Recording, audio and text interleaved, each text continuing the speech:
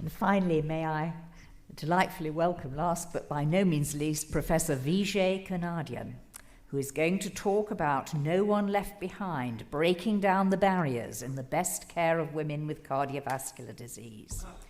Now, Vijay, congratulations on your achievements. First female professor of interventional cardiology in the UK. Well done. My personal well done to you today. Based in Newcastle, she's involved in a great deal of research and is involved with the European Society, various boards and committees. Particularly impressive for me has been in the involvement with the Lancet Women and Cardiovascular Disease Commission, because this is a very important, impactful piece of work that must be conveyed and used. So Vijay, over to you. Welcome. Thank you very much. Thank you very much for this invitation. I think I have to pull myself back together after Sarah's. I probably got something in my eyes listening to your presentation, Sarah. It just really got me. So does many of my female patients, to be honest. So I'm really very grateful for Ronald, Sarah, and all the others for this invitation. It really is my absolute pleasure to be with you this afternoon. So no conflicts of interest relating to this presentation. So in the UK, age standardized mortality has fallen since statistics began, as you can see, with the implementation of really potent pharmacotherapy and interventional strategies. And yet, this is the 2022 statistics from the Global Heart Burden Disease Group, and ischemic heart disease, shown in red or orange, is the lead cause of mortality to this very moment. And I really want to highlight the important factors. High systolic blood pressure, cholesterol are underdiagnosed and undertreated, and these are the major drivers of the occurrence of ischemic heart disease, and they're easily identified and treated and yet not treated. And this is the statistics latest for the United Kingdom and cardiovascular disease, ischemic heart disease, still taking several thousand people's lives unnecessarily is the word I'm going to use. And in England and Wales alone, more than 85,000 heart attack admission happens. We don't have statistics for Ireland and Scotland because they don't contribute. And again, I want to highlight the disease burden. The darker the color, and again, regional variation. So London is pale color, maybe the age standardized mortality is less. So there is disparity in the geography where you are located. And so now coming back to women and heart disease, and I work in one of the busiest heart attack center in the country. Until recently, I was doing a very high volume of interventional procedures, like buses arrive one after another. So I'm sitting in the cath lab and thinking, we're treating everybody equally, and everybody are coming to us, and we are investigating them. Until I see patients like this 35-year-old young woman, smoker, had a chest pain on Sunday, and she thought it was indigestion, and she did not bother to seek help.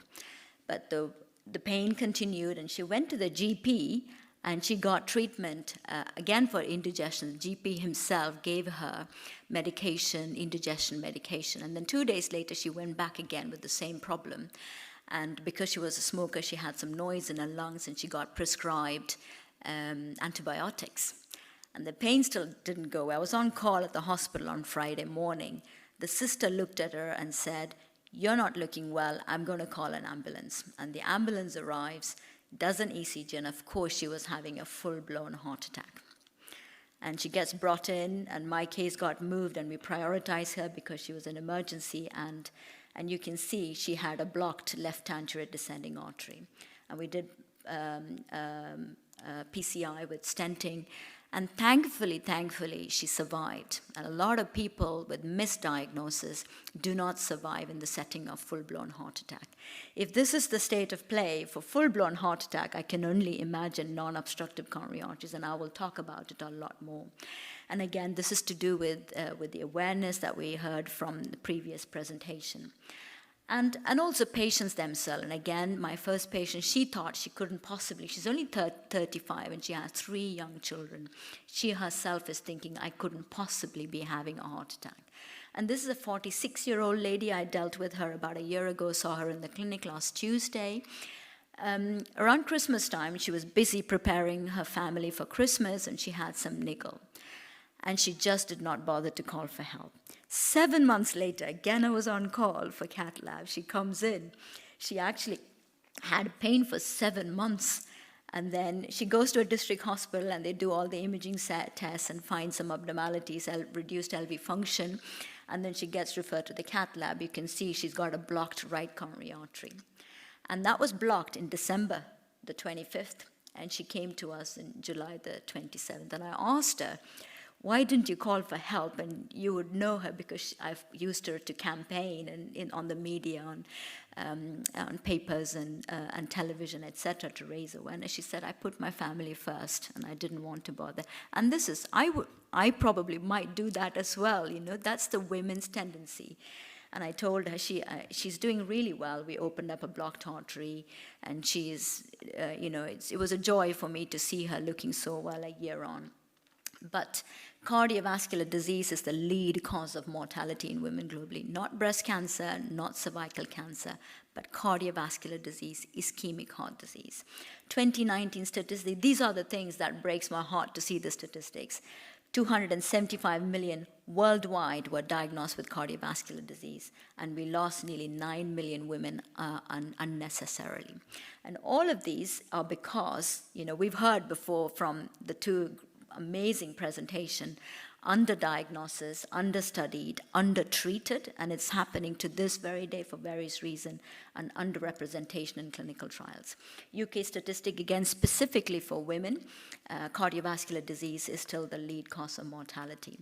And with my work with the Global Disease Burden and the Lancet Commission, there is a rise in the cardiovascular mortality in women in certain countries, including the United Kingdom, which again worried me a little bit. We've been making progress, and still women are dying unnecessarily. The awareness, women tend to think, gynecological problems, and they probably have a tendency to seek help, and they don't think heart disease it's not to frighten anyone, but just raising the awareness. If it happens, think, could this be my heart? And seeking help sooner than later definitely saves lives, improves the quality of life down the line. And bias, I think Sarah was involved with it. 2019, British Heart Foundation initiated the Bias and Biology campaign, and I was on the panel, but of course, subsequently the pandemic took on it. But we're back on it again, definitely, because it still hasn't gone away. And women are grossly underrepresented. This might be a slightly higher figure, 39%. If you look at all clinical trials, 25% or less. And some of the studies that I was speaking about earlier on, 10% women representation. How can we extrapolate studies where 90% are men into women because of the number of differences in the physiology between men and women? And this again also concerned me and opened my eyes. Young women are getting, and maybe these young women are the ones with coronary artery spasm that present with acute myocardial infarction, for example, and I have treated such patients, spontaneous coronary artery dissection, or maybe because of the increase in the diagnostics that we are seeing a rise. But how can we prevent them? Once MI has happened, then of course the pathway follows, but how can we prevent them is all of the thought process that goes through my mind. And the mortality rate is higher, and I will talk on it a little bit more. But what is surprising is that women are undertreated with the basic therapies, including aspirin or statins, for example. And this is a study coming from the United States. But we wanted to have a look to see what's happening in our own nation. And this is work done by one of my former academic clinical lecturer, Chris, who analyzed the MyNAB database and showed that women, when compared to men, are significantly undertreated in all aspects, pharmacotherapy, angiogram, both for minor heart attacks and full-blown heart attacks. So one might ask, so what? But unfortunately, again, the same study by Chris shows that that directly relates to higher mortality in women. And I did an analysis using the British Cardiovascular Intervention database, both UK and Sweden, and you can see even after PCI, women have higher mortality rate when compared to to men. All of that really concerned me, and some of the work that we did analyzing the antiplatelet therapy, we found that women, of course, tend to bleed a lot more when compared to men. And there are, of course, many, many differences. Almost 10 years ago, one of my medical students actually wrote the impact of all of the pregnancy disorders, particularly preeclampsia and the subsequent occurrence of myocardial infarction and mortality in women. And I was privileged to be participating in this European consensus document. We really highlighted that we must not take any of these pregnancy conditions, menopause in particular, when estrogen hits so low, and then everything else, your endothelial protection is lost, and there's more MIs, more strokes happening, and also other gynecological conditions, which I have listed here, have a major impact on the cardiovascular health and well-being of female patients. And the socioeconomic factors, the COVID pandemic again opened my eyes massively. And women living in the low socioeconomic area, and I live in the north of England, and there is a lot of low socioeconomic, again, darker the area, the higher the lowest socioeconomic. And women tend to have adversely affected by that. And as a result, again, a couple of my medical students wrote this paper, and how does the low socioeconomic factor directly impact? And it's to do with all of the risk factors, addressing smoking, diabetes, hypertension, obesity, alcohol, and all of them lead to excess morbidity and mortality. And again, women are much more adversely affected when compared to men, for example. So even before the COVID came along, Lancet saw this as a major health burden. So they run these various commissions. For example, we want to eradicate malaria by 20 certain time. So they picked up that women and cardiovascular disease is an important health burden, and we want to reduce that burden by 2030. And of course, the pandemic hit, there was slight changes, and I was privileged to be I'm privileged to be the UK commissioners working with 17 others from every continent of the world. And again, working with different parts of the country also opened my eyes to the various challenges that women face in different parts of the country. And the one that Sarah mentioned, the coronary artery spasm and microvascular dysfunction. As I said, I'm an interventional cardiologist. Our eyes are automatically tuned to look at the blocked artery and then unblock them, and job is done. But when we see, it's still happening, when we see an unobstructed artery, and there is an immediate tendency to say, sigh of relief, nothing wrong with you, I'm going to stop all your medication and send them away. But we're now learning that this condition is not benign, and it actually leads to, one, impaired quality of life, and increased morbidity and increased mortality in these patients. As a result of that, we wrote this European consensus document, and it really helped the awareness, pretty much worldwide awareness among patients, among clinicians, and hopefully improving better care for patients such as Sarah, for example. So this is not just coronary artery spasm, but also the microvascular dysfunction, and we provide an algorithm, because in the setting of chronic coronary syndrome, up to 70% of patients have non-obstructed coronary arteries, and those are the patients that we really need to investigate further without dismissing that nothing is wrong with them, for example. And the endotypes are the epicardial vasospastic angina, microvascular angina. Some people have combination of both, and we need to find the right diagnosis so we can provide the right treatment for these patients. So this particular thing, and what Sarah quite rightly mentioned, and I've reduced my cath lab activity and started doing clinics, and I have a lot of these patients being referred from across the country pretty much. And they are literally in tears because nobody has listened to them, and they've seen multiple cardiologists, and that the symptom that they are describing is real, and it hasn't gone away, and it's affecting their day-to-day activities. So, and it also not only leads to a poor quality of life, but repeat hospitalization, repeat angiography, and adverse cardiovascular outcomes, which is something that we are working very hard to address. And this is a paper that I had the opportunity to review for International Journal of Cardiology. You can see that all of the elements of one's life, mental health, social life. Imagine having that every day, not being able to enjoy a life and this ongoing pain. And it is our responsibility as clinicians looking after you, the patients, to make sure that we're not only focusing our attention on unblocking blocked arteries, but also to help our patients to improve their physical health, mental health, and overall health and well-being. So Minoka is another condition which happens when you have a heart attack setting, when you have positive troponin, and these are all the conditions that can happen. I won't go through the list in detail, but again, we are streamlining the diagnosis through various documentation and education, particularly. So I wanted to see how we're doing in the north of England. Again, these are patients comparing obstructed coronary artery disease and non-obstructed coronary artery disease. And we're not doing very well. You can see that patients with obstructive coronary arteries, all of the medications, beta blockers, are underprescribed in female patients.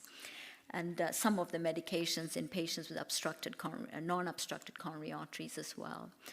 But what interesting we found is that mortality rate, these are people coming with blocked arteries. You can see 9.2% in women when compared to 6.9%. So still higher mortality women are experiencing. But even with obstructive coronary arteries, where 6.5% of our patients are dying. So it's not a benign condition. We need to find the appropriate therapy to treat these patients.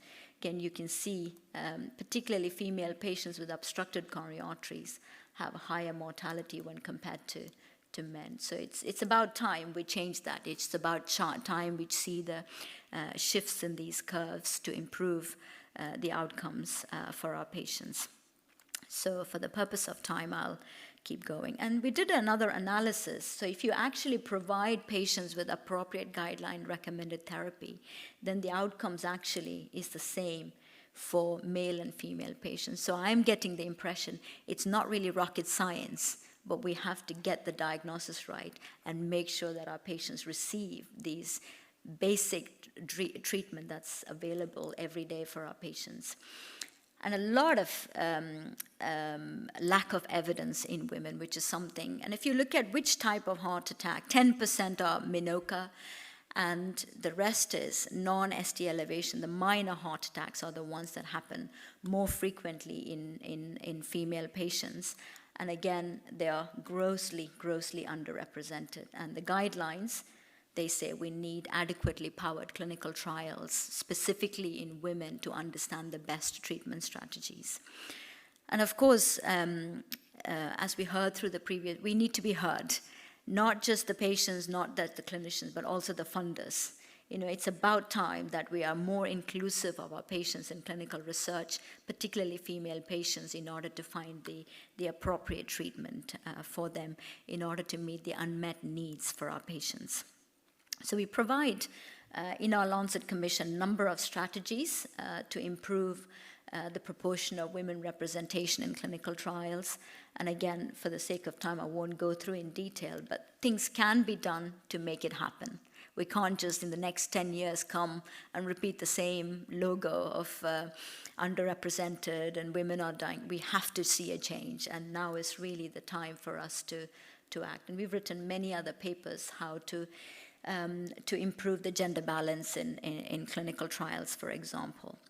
And Dawn was one of my patients, the second patient, and the awareness is key. So we've got to get the message out there to the public. And people like Sarah are doing an amazing job doing that. And it's also in the hands of our patients to seek out for help and also reduce the barriers, literally break down the barriers, wherever that is, among clinicians, whether community or in the hospital. And only then we can improve the health and well-being of our female patients. So I thank you very much for your attention. That was wonderful, Vijay. A superb sweep over things, and I'm sure there are going to be questions.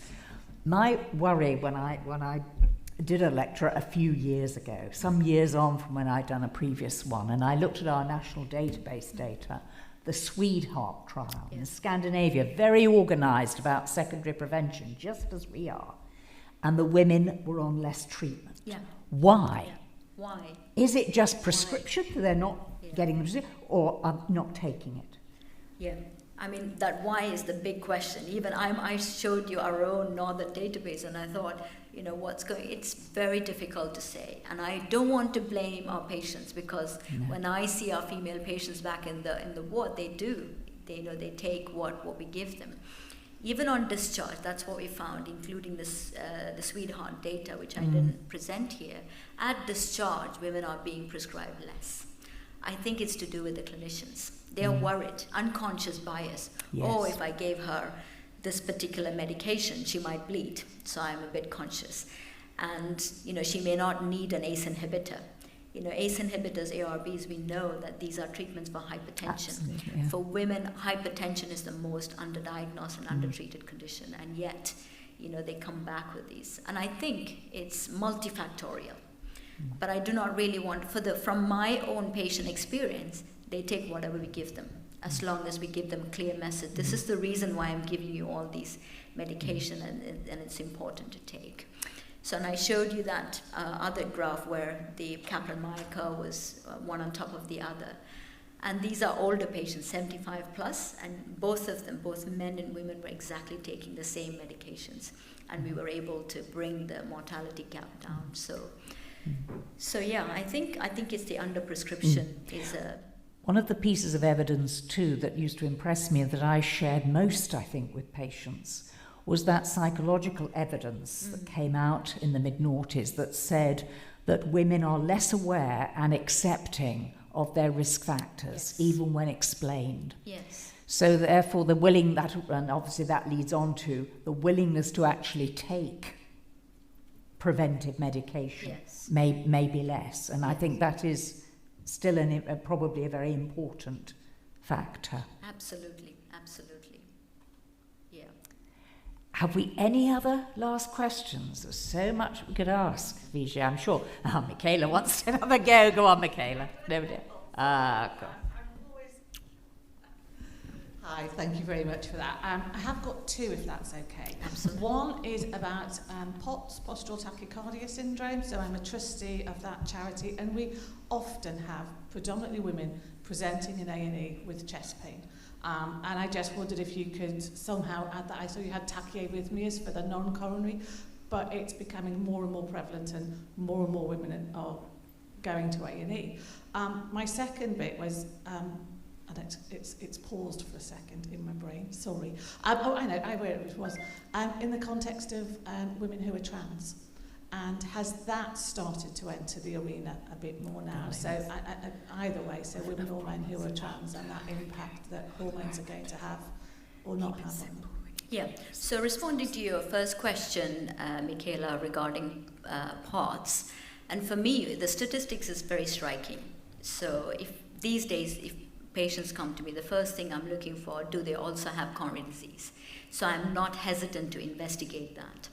And if they have unobstructed coronary arteries or normal coronary arteries, and I'm also looking, because this microvascular dysfunction is so undiagnosed, I'm also going and looking into those. And we are learning that even people with heart failure with preserved ejection fraction, which again happens more often in female patients, we see that they have microvascular dysfunction. So in addition to treating POTS with whatever medications that experts will provide, I think it is really important, and it falls under the same criteria of not ignoring the symptoms, but looking for the common things or common things. So that would be the answer to that question.